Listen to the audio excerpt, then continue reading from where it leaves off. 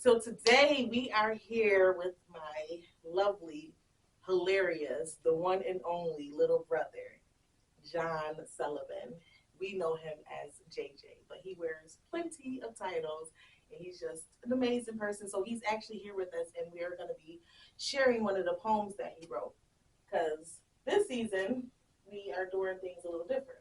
We're focusing more so on Black men and mental health, making sure we're getting across to them, and as well as, yeah.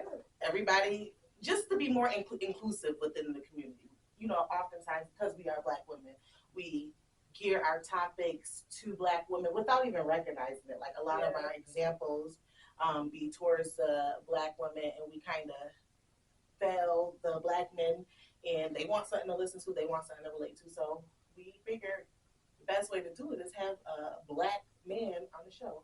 Hearing their perspectives would be great. Yep. Yeah. Well, thank you. I am a Black man, so I guess I'll check that box for you. Yes. Thank you. So you wrote a poem, right? Yes. Something when I have free time and I'm feeling about something that I can't really express in words, I usually just jot a couple poems down on my phone. Okay. Yeah. That's a good way to get out your feelings too. Yes. Like another form of journaling. Using that notes app. Yep. So people don't. Yeah. You don't have to actually get a pen and paper because people would like not do that because they don't have anything tangible. Right. Yeah. The notes app, right, on the phone, on an iPhone, works perfectly. Yeah. So share your poem with us. What is it So called? it's called Black Man Smile. Eugene Perkins have a poem called Hey Black Child. So Yeah. it was like that theme in my head. That was when I was writing it. But let's read it. Called Black Man Smile. Black man smile to decriminalize your black skin. Black man smile to legalize your melanin. Black man smile to convince them you're a friend. Black man smile, your life depends on it. Black man, why won't you smile? She asked. Black man smile is the iron criteria. Black man smile, they may get scared of you.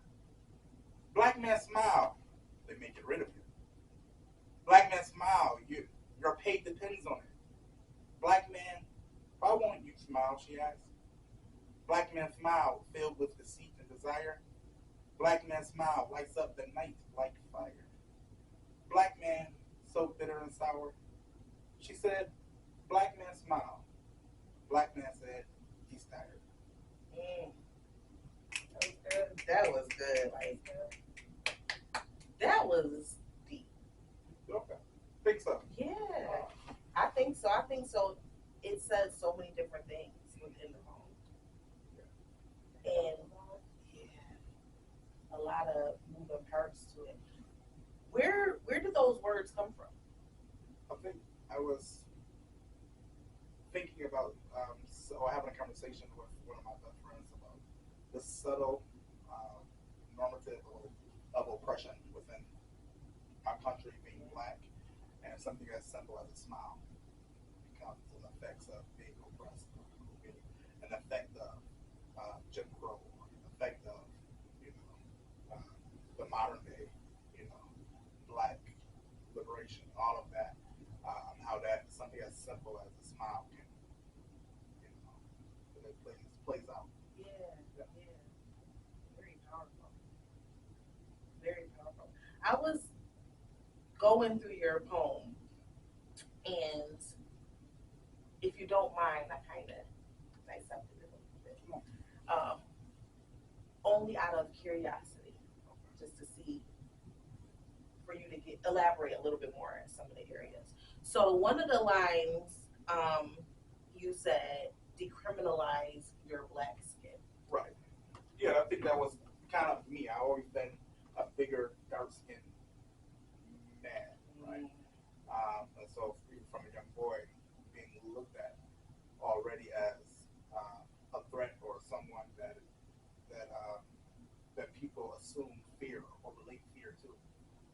So when I say decriminalize, it's this idea idea that you learn young is that sometimes you gotta smile, so you to kind of put on a mask, so people won't look at you a certain way.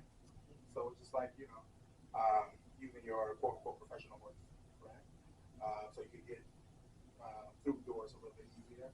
I think that would be the same thing, just in the physical sense. Put on a smile, and then people would be kind of a little bit relaxed to make other people relax. What areas of your life do you feel you need to code switch the most in? That's a good question. I think for me, I think more so growing up than now. I think now my career life is I kind of own that space. But I believe that before I was in that place where I felt comfortable for me to be myself, I believe that more so much in the career field and academic field,